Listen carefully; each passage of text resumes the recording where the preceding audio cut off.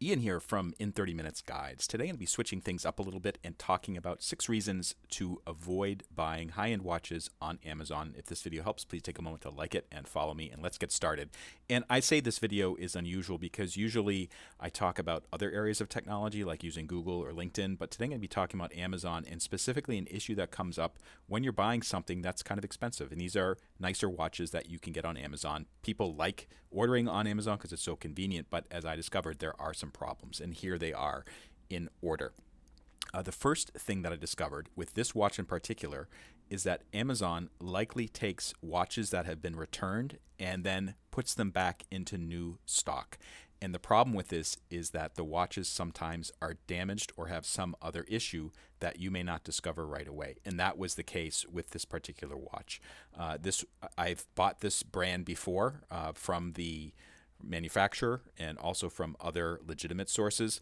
But this experience, when I opened it up, it looked great. But as soon as I touched the crown, it pulled right out. There was some mechanical issue going on here, right? And I discovered that right away as soon as this was opened up. And that was a lesson that sometimes when you order something new on Amazon, there might be an asterisk next to it because it's not quite new. The second thing that you should be aware of, and you can see it in this Amazon order form, it says the return window closed on January 9th, 2020. So I ordered it on November the 29th. The return window closed pretty soon after that, and the product support window closed even before then. It was only open for a very short period of time. And the problem with this, as you may guess, is that it doesn't really give you enough time to react to a problem if, for instance, it's a gift. If you're giving something to somebody during the December period, like Christmas or some other holidays coming up, they may not open it till the end of the month, and by then the support window has closed. Now you may be able to return it, but you also just may want to get support, and that will force you to go to the manufacturer, which brings up another issue. I'm going to get into that later on. So that's something to be aware of. So reason number 3 to be very wary of ordering high-end watches on Amazon.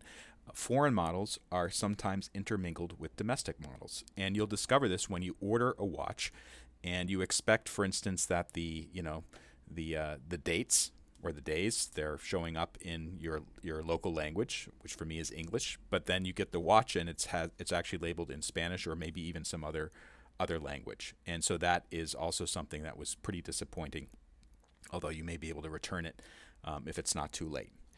Now, fourth problem with watch ordering kind of higher end watches on Amazon. This one was actually sold by Amazon.com Services LLC. So Amazon was actually acting as a seller of record. But one thing I've discovered with watches on Amazon, higher end watches, is that a lot of the sellers are not Amazon and they're not the manufacturer. They're third-party sellers of varying degrees of quality and legitimacy.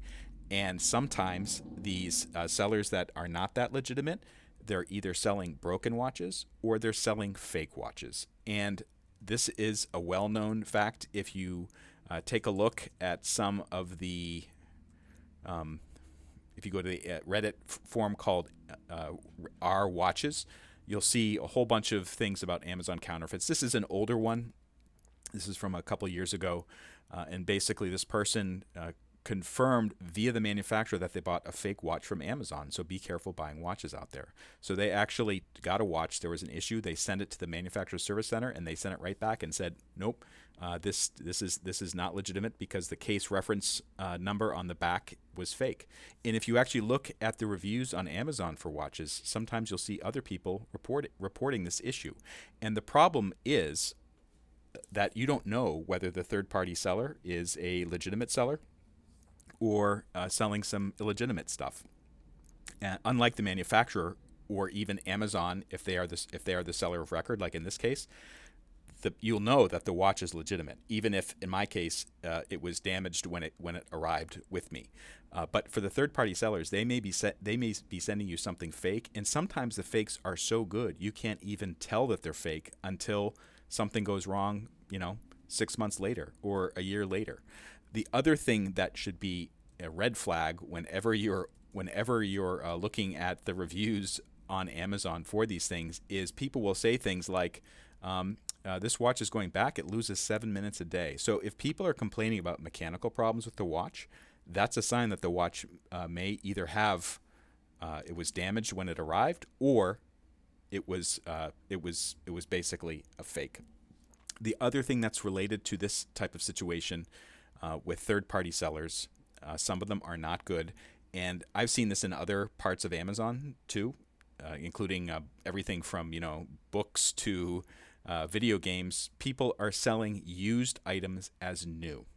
And that is just not right, because when you buy a new item, you're expecting that it's completely new. It hasn't been used, hasn't been broken, hasn't been, sitting on someone's wrist for 3 months before it got returned. So you have to be very, very careful of that. And with the third-party sellers, unfortunately, there's no way to authenticate it, because if someone is really bent on sending you a used item as new, they can they can shrink wrap it easily. They can maybe reprint some sort of piece of paper, supposedly making it look like it's new or whatever. So be very, very aware of that as well. Okay, now let's keep on going. This is actually the last point that I want to make, and it's a really important point to be aware of. Some manufacturers do not honor the warranties or service watches that are purchased via Amazon. I discovered this when I purchased this particular watch.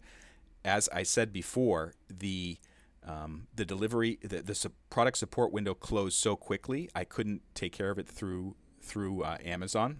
And in fact, when I called up Amazon, they said right away, no, you need to contact the manufacturer about that. The manufacturer they did verify that it was a legitimate watch. They looked at the serial number. I sent it back into them. But then they said, oh, yeah, well, the problem is it's missing a certain part was damaged or something like that. And that'll be a $263 repair, right? Some huge amount of money that cost more than the watch itself.